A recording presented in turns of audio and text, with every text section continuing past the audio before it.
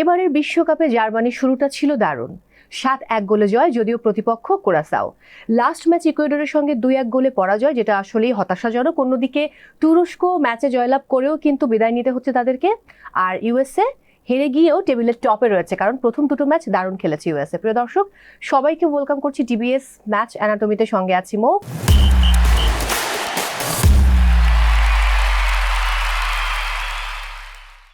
আমার সঙ্গে রয়েছেন Saiful Bari Titu, technical director, Bangladesh football federation. কেমন আছেন? আলহামদুলিল্লাহ।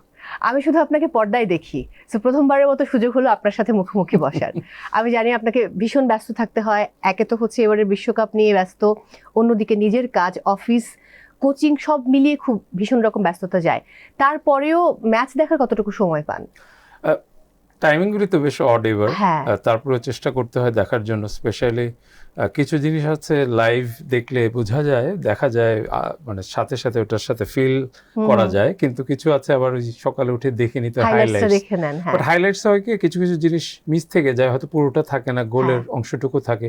বাট গোল হওয়ার পেছনে উৎসটা কোত্থেকে আসলো, কিছু জিনিস মিস হয়ে যায়। বাট ওটা আমি চেষ্টা করি ফুল ম্যাচ থেকে দেখে নাও, আবার রিপ্লেতে দেখা যায় অনেক সময়। That's great.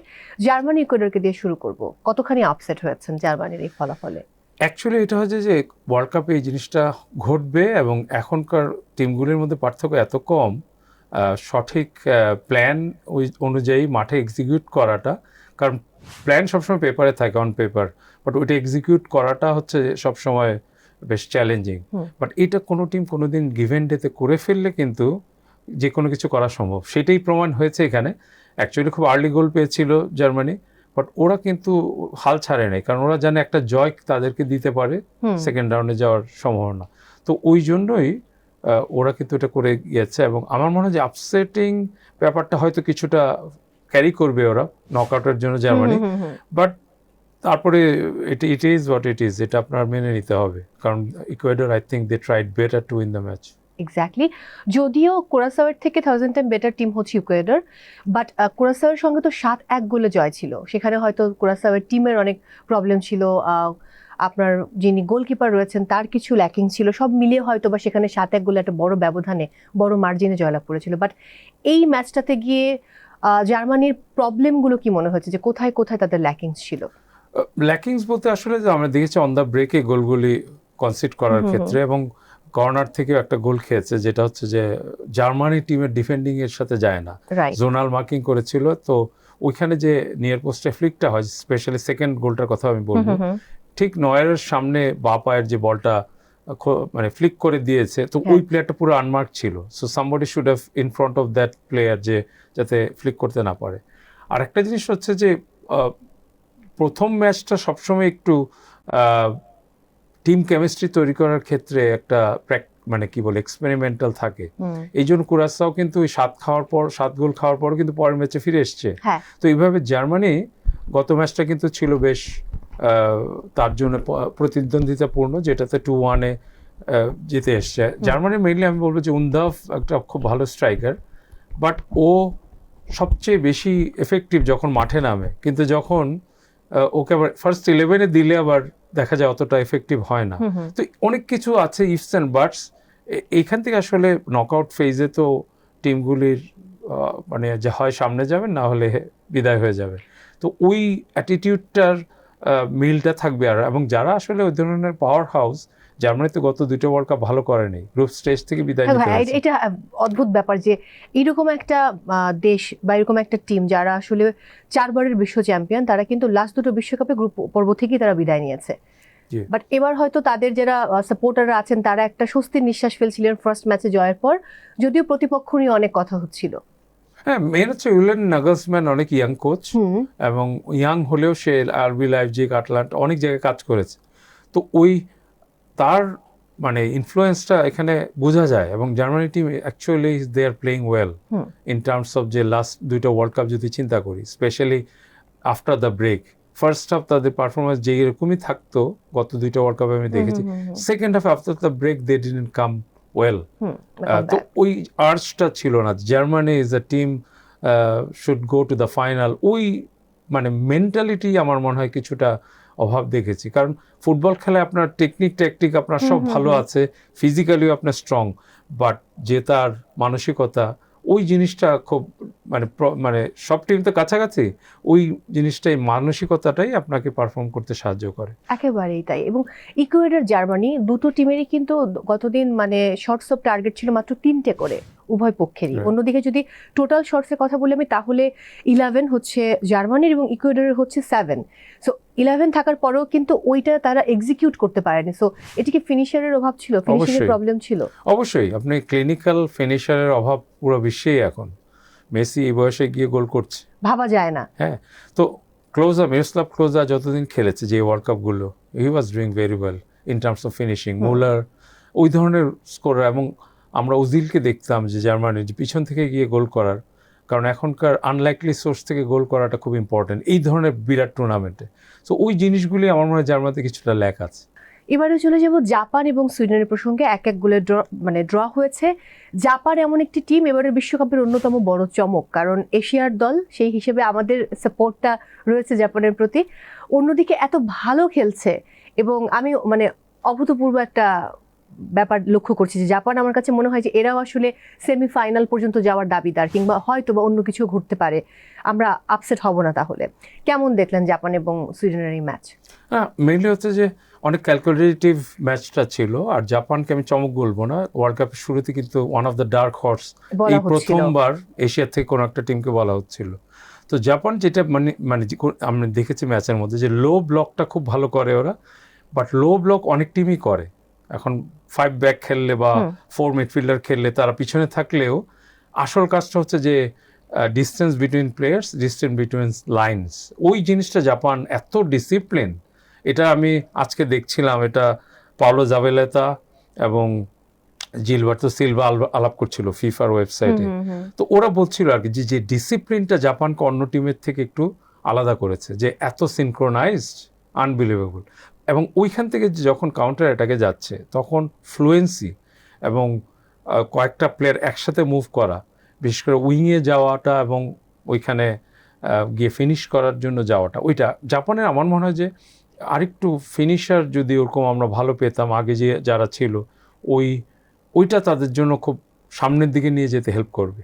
কারণ you need to score goals. আপনি যতই খেলেন ফুটবল, আপনার ম্যাচ জিততে হলে তো এরপরে তো নক আউট হয়, আপনি গোল করবেন, এক্সট্রা টাইম খেলবেন, টাই ব্রেকারে জিততে হবে, অনেক কিছু থাকবে সামনে।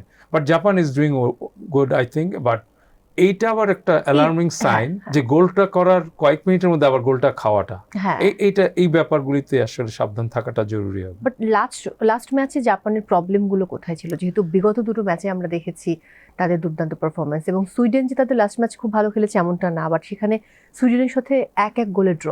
না, এই ড্র দিয়ে তো বিচার করা যাবে না, কারণ হচ্ছে যে আপনি নেদারল্যান্ড নিয়ে সবাই খুব হতাশ ছিল।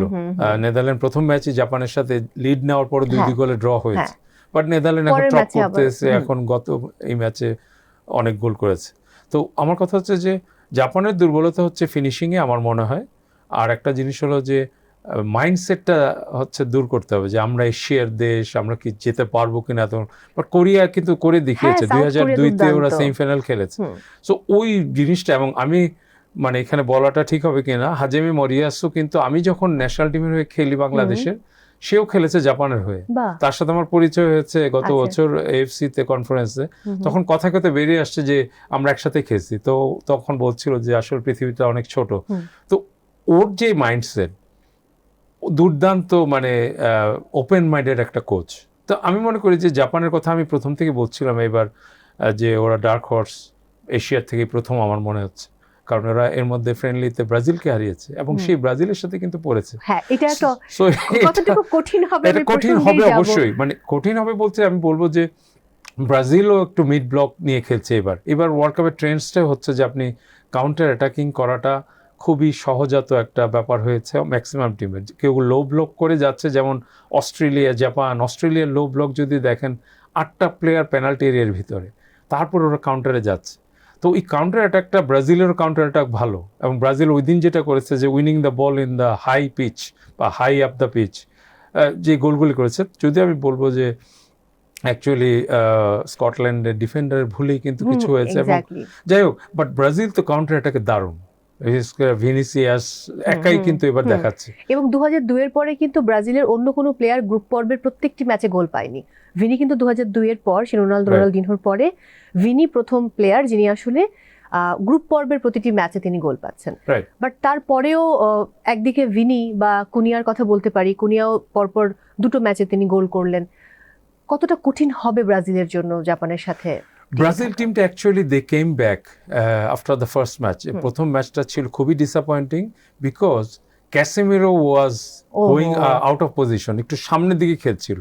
বাট ক্যাসেমিরোকে যখন একদম লো ব্লকে মানে ডিফেন্স সেন্টার ব্যাকের সামনে দেওয়া হচ্ছে, তখন প্যাকেটা একদিকে আরেকদিকে গুইমারাস, এরা কিন্তু ভালো কাজ করছে।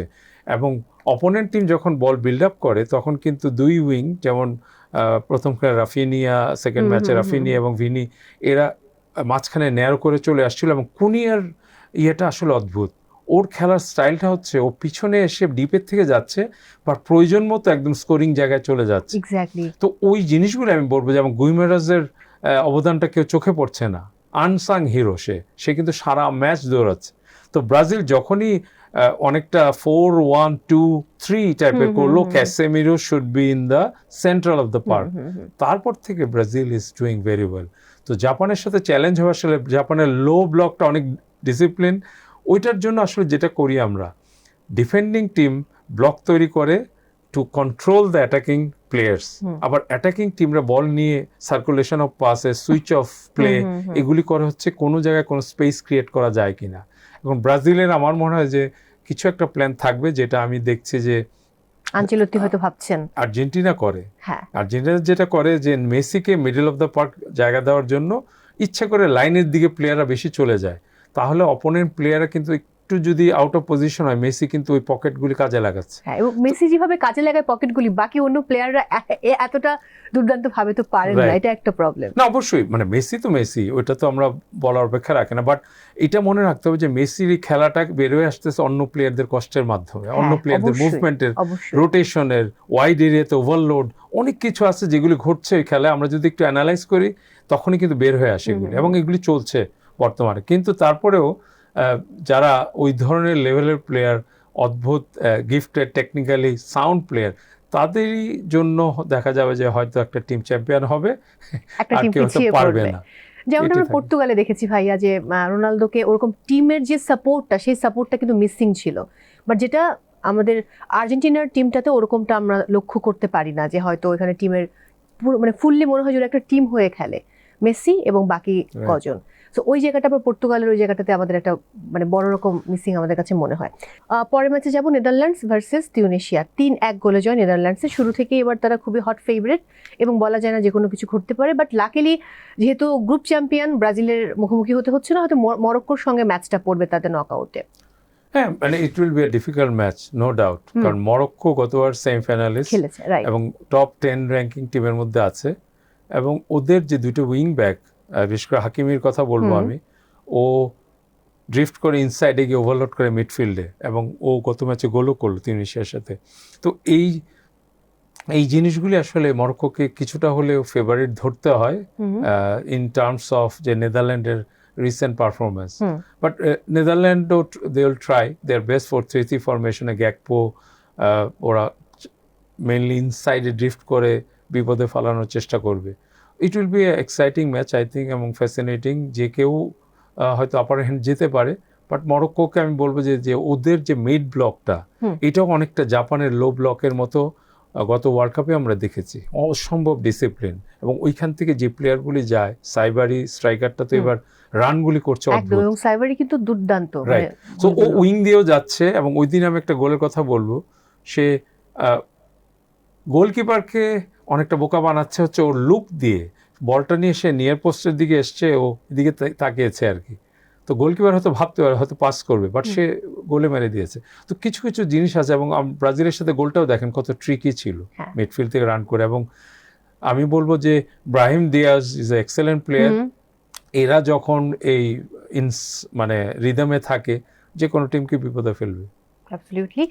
টার্কি এবং ইউএসএ আমি শুরু করেছিলাম এটা বলে যে টার্কি ম্যাচটা জয়লাভ করেও তাদেরকে বিদায় নিতে হচ্ছে, অন্যদিকে টেবিলের একদম টপে রয়েছে ইউএসএ। এবং এবারের বিশ্বকাপে আয়োজক যে 3 দেশ তারা যখন ভালো করছে তখন ওই আনন্দটাও কিন্তু মানে সমান সমান থেকে যাচ্ছে, কারণ আমরা আগে দেখেছি কাতার বিশ্বকাপের সময়, সো আয়োজক টিম একটু খারাপ খেললে তখন কেমন যেন একটা ছন্দ পতন মনে হয়। আর বাট কেমন দেখছেন ইউএসএ টিমকে, যদিও হেরেছে লাস্ট ম্যাচ? আমি বলবো যে আয়োজক দেশের মধ্যে 3টা টিমই ইউএসএ, মেক্সিকো, কানাডা, এদের হাই প্রেসিং দেখার মতো, এবং এরা অসম্ভব high of the pitch press করে। এবং ইউএসএ তো পচেটিনো আপনারা জানেন, সে অনেকদিন ইংলিশ প্রিমিয়ার লিগে টটেনহ্যামের কোচ ছিল, পিএসজির কোচ ছিল। সো ওর অ্যাটাকিং যে প্রেসিং এবং প্রথম থেকে অ্যাটাক নির্ভর খেলা, এবং ওর যে wing play, behind the defence run, inside channel run খুবই ভালো করছে। তো এই আজকের ম্যাচটা ছিল অ্যাকচুয়ালি যে জিতলেও টার্গেট তো কোনো সুযোগ নেই, তো ওরা হচ্ছে মানে নাথিং টু লুজ টাইপের খেলা খেলেছে এবং সামথিং টু প্রুভ এই টাইপের জন্য গোলগুলি পেয়েছে, বা ম্যাচটা খুব এক্সাইটিং হচ্ছে।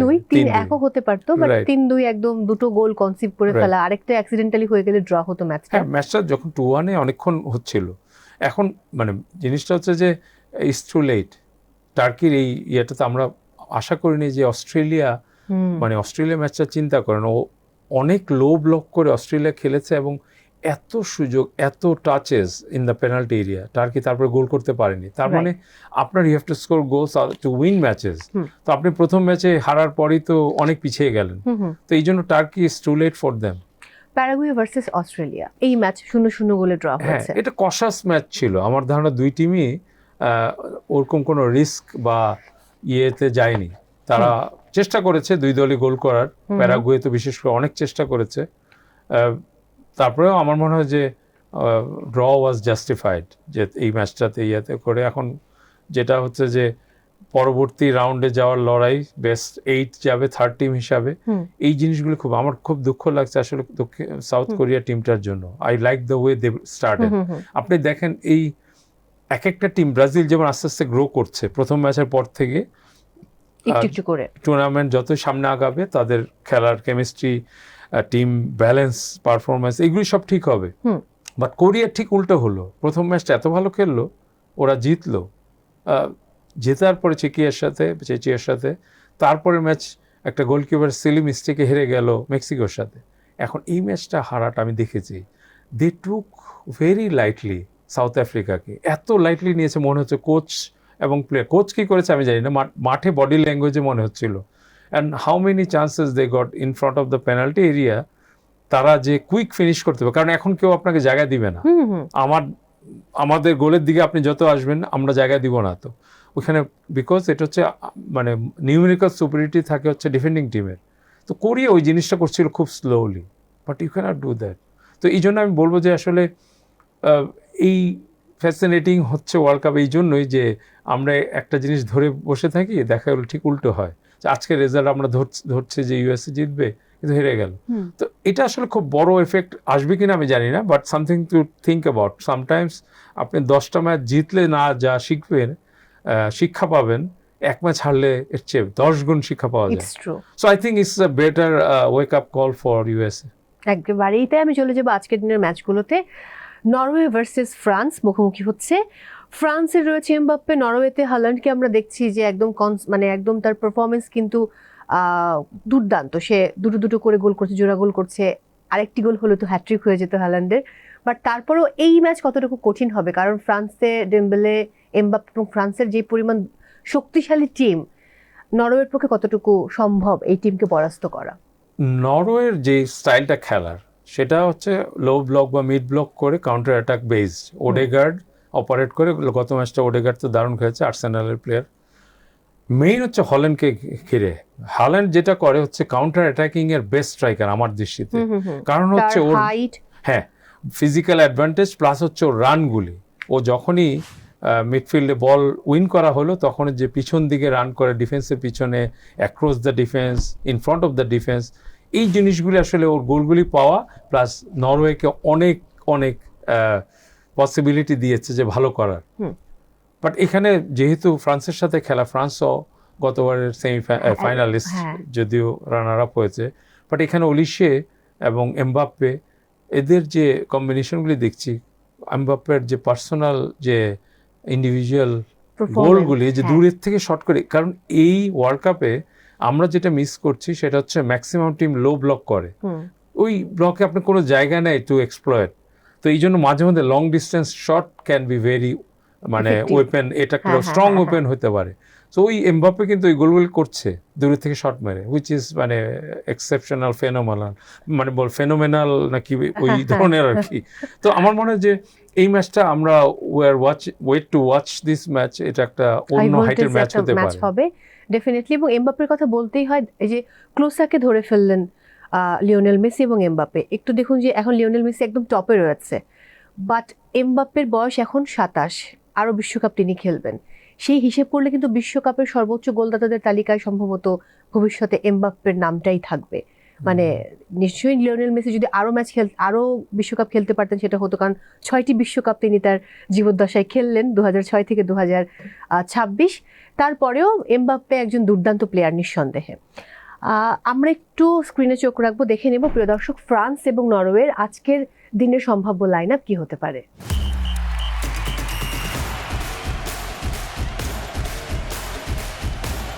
পরের ম্যাচে যদি চলে যাই আমি, উরুগুয়ে ভার্সেস স্পেন। স্পেনের স্টার্টটা ভালো ছিল না, স্পেন নিয়ে এবার সবাই অনেক ভাবছিল যে স্পেন হয়তো এমন একটি দল যারা এবারের বিশ্বকাপের দাবিদার। সেই জায়গায় ফার্স্ট ম্যাচের প্রতিপক্ষ ছিল কাভো ভের্দে, এবং কাভো ভের্দেকেও কিন্তু এবারে বিশ্বকাপের ডার্ক হর্স বলা হচ্ছে, তাদের যে ভোজিনিয়া এত চমৎকার গোলকিপার। সো এই ম্যাচ নিয়ে আপনার কি মন্তব্য? মেন হচ্ছে যে এখানে দুইটা টিমই, কাভো ভার্দে যেমন লো ব্লকের টিম ছিল, এখানে দুইটা টিমই কিন্তু like to press, like to win balls high of the pitch. Spain তো করেই, স্পেনের মানে খেলার স্টাইলটা হচ্ছে ছোট ছোট পাসে, তো এই জন্য ওরা যেখানে বল হারায় ওইখানে সহজে প্রেস করতে পারে, because the distance between the players so minimum. কারণ ছোট ছোট পাস করার জন্য তো কাছাকাছি প্লেয়ার থাকতে হয়, তো ওই জিনিসটা ওদের ফেভারে যায়, এই জন্য হাই অফ দ্য পিচেও তারা বল জিততে পারে। এখন আমরা যদি কাভো ভার্দের সাথে ম্যাচটা দেখি, ক্লিনিক্যাল ফিনিশিংয়ের অভাব ছিল স্পেনের, যেটা আবার পরের ম্যাচে আমরা দেখেছি বেশ কিছু সিগনিফিক্যান্ট গোল করেছে তার, বিশেষ করে ইয়ামাল প্রথম থেকে যখন স্টার্ট করলো তখন খেলাটা অন্যরকম একটা গতি পেল, বা ওইখানকে মানে ডিফেন্ডিং থার্ডে এক্সপ্লয়েট করার জায়গাগুলি আরো মসৃণ হলো, এবং ও নিজেও এত ভালো একটা প্লেয়ার, এত মানে গুড কি বলবো যে থিঙ্কিং প্লেয়ার, যে ওই ধরনের, যেমন আপনি যেটা একটু আগে বলছিলেন যে এমবাপ্পের কথা, যে ইয়াং, মেসি অনেক বয়স, বাট একটা জিনিস মনে রাখতে হবে, মেসি কিন্তু প্রথম ওয়ার্ল্ড কাপ জিতে 34 ইয়ার্সে গিয়ে, তো ওই ইয়াং থাকলেই যে একদম সবকিছু করা যাবে তা না, ওইটার একটা থাকবে। কিন্তু আমরা বলবো যে আসলে Lamine Yamal is a very gifted player, ও এবং নিকো উইলিয়ামস ওদের মধ্যে একটা ভালো একটা পার্টনারশিপ ছিল, কিন্তু ওর ইনজুরির কারণে ও পিছিয়ে আছে। তারপরে স্পেন যেটা খেলছে, দে শুড গো থ্রু। আজকের ম্যাচে কি নিকো উইলিয়ামস নামবেন নাকি শুধুমাত্র লামিন ইয়ামাল, এটা আমরা এখনো বলতে পারি না, এটা ডিপেন্ড করে যে তার ফিজিক্যাল ইয়েটার কোন অবস্থায় আছে।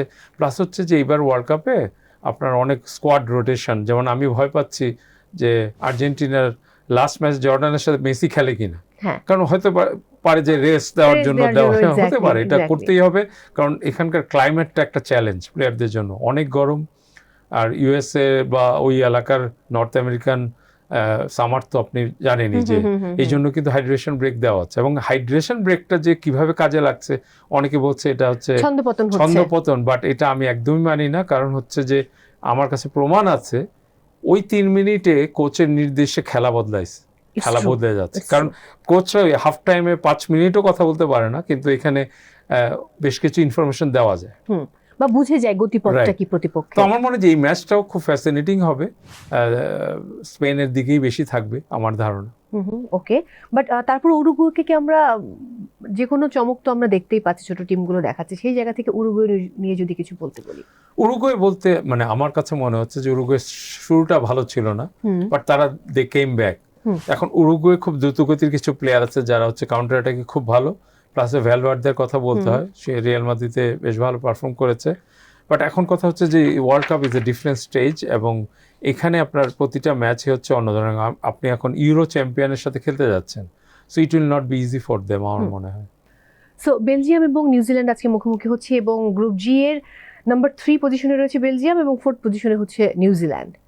সো আজকের এই ম্যাচ কতটুকু পরিবর্তন করে দিতে পারে তাদের অবস্থান গ্রুপ মানে টেবিলে? অফকোর্স মানে একটা উইনই সবকিছু বদলে দিতে পারে। তো এখানে গ্রুপ স্ট্যান্ডিং যদি দেখি আমরা যে 3 and 4 এর মধ্যে লড়াই, বাট আজকে ইরানের খেলাও আছে, রাইট। তো ওই ম্যাচটা দেখেও আমরা এখান থেকে বোঝা যাবে একই সাথে হবে যদিও ম্যাচ দুইটা, কারণ এটা নিয়মই হচ্ছে লাস্ট ম্যাচ দুইটা গ্রুপের মানে সেম টাইমে হওয়ার, যাতে এক ম্যাচ দেখে আর অন্যরা কোনো অ্যাডভান্টেজ নিতে না পারে। তো এখানে আমি বলবো যে Belgium should win this match, কারণ তাদের ওই পর্যায়ে যাওয়ার যদি সম্ভাবনা থাকে, কারণ তাদের পারফরমেন্স আমার কাছে মনে হচ্ছে যে কনসিস্টেন্ট না। এক ম্যাচ খুব ভালো করেছে, তো আরেক ম্যাচ একটু, এবং লুকাকুকে একবার সাবস্টিটিউট হিসেবে নেমে গোল করেছে, আরেকবার প্রথম থেকে খেলানো, সব কিছু মিলে আমি বলবো যে এই ম্যাচটাও, কারণ গ্রুপ ম্যাচের থার্ড ম্যাচ সবার জন্যই খুব, যেখানে আপনার নির্ভর করছে সেকেন্ড রাউন্ডে যাওয়ার বা 32 নকআউট ফেজে যাওয়ার, তো এখানে they will give everything. So ম্যাচগুলি খুব মানে একটা গোল ম্যাচটাকে খুব আকর্ষণীয় করবে, কারণ তখন অন্য টিম জেগে উঠবে যে we have to do something. So ওই জিনিসগুলি এই ধরনের ম্যাচ আমরা দেখব। এক্স্যাক্টলি, যেহেতু ইজিপ্ট অলরেডি একটা ম্যাচে জয়লাভ করেছে, অন্য ম্যাচে তারা ড্র হয়েছে, সেই জায়গা থেকে ইজিপ্ট রয়েছে টেবিলের টপে। কথা হচ্ছে ইরান এবং বেলজিয়ামের কি হবে, কারণ ইরানও লুজ করেছে একটা ড্র, অন্যদিকে কিন্তু আপনার যদি আমি একটু তাকাই বেলজিয়ামের দিকে, তাদেরও সিনারিওটা সেম, যে ড্র হয়েছে একটা ম্যাচে আবার তারা মানে হেরে গেছে। সেই জায়গা থেকে তাদের ম্যাচটা খুব ইম্পর্টেন্ট। যদি বেলজিয়াম আজকে জিতে যায় তাহলে হয়তো তারা সেকেন্ড পজিশনে চলে যাবে, আবার যদি ইরানও জয়লাভ করে সেক্ষেত্রে গোলের ডিফারেন্সটা একটা কিছু মেক করবে। হ্যাঁ, মেইন হচ্ছে যে আমি বলবো যে Egypt is a too strong of a team. আমার কাছে মনে হচ্ছে ওরা গত ম্যাচ যেভাবে ফিরে এসছে আফটার কনসিডিং দ্য ফার্স্ট গোল, তো আমার মনে হয় যে ইরানের জন্য ডিফিকাল্ট হবে। বাট ইরান হচ্ছে যে আসলে এতটাই মেন্টালি স্ট্রং তারা, যে সমস্ত চ্যালেঞ্জেস বা যেই জিনিসগুলি ওদের বৈরী পরিবেশ থেকে, ওরা কত বছর ধরে ওদের পলিটিক্যাল স্যাংশন চলছে, সব কিছুর মধ্যে ওরা একটা আলাদা মেন্টালিটি নিয়ে খেলছে একদম। দে আর মানে giving their life for this tournament. So কী হবে জানি না, তবে মানে Egypt is a strong team to beat, আর ড্র হলে একটা পসিবিলিটি থাকবে। তো ইরানের খেলাটাও লো ব্লক তৈরি করে ওইভাবে যাওয়ার চেষ্টা থাকে বেশি, এবং ইরানের বেশ কিছু তারেমি আছে ওদের প্লেয়ার, সে যখন তখন কিছু একটা করতে পারে টিমের জন্য। তো এই ম্যাচটাও দেখার জন্য আমরা অপেক্ষা করছি আর কি, যে বিশেষ করে ইরানের জন্য। চলে যাব পরের ম্যাচে, সেনেগাল ভার্সেস ইরাক।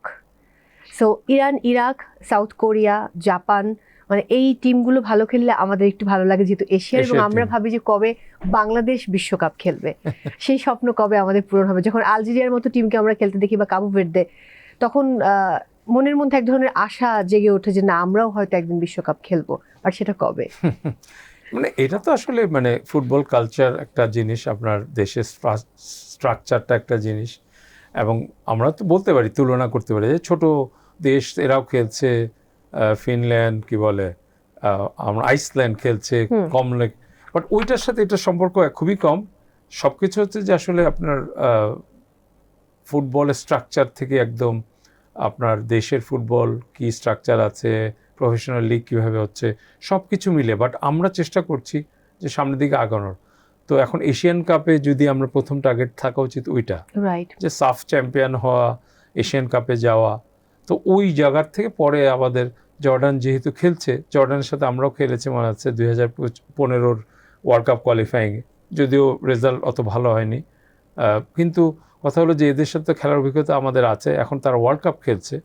সো ওইটার জন্য আমাদের, যেমন আমরা সান মারিনো তো গিয়ে আমরা ওদেরকে হারিয়ে এসেছি রিসেন্টলি, যেটা আমরা ফ্রেন্ডলি খেললাম, ইউরোপে গিয়ে ইউরোপের কোনো একটা দেশকে প্রথমবারের মতো হারানো, যদিও ওরা র্যাঙ্কিং আমাদের পিছনে, কিন্তু ওরা তো ইউরোপে খেলে, ওরা খেলে জার্মানির মতো টিমের সাথে, আমাদের তো আমরা এশিয়ার মধ্যে থাকি।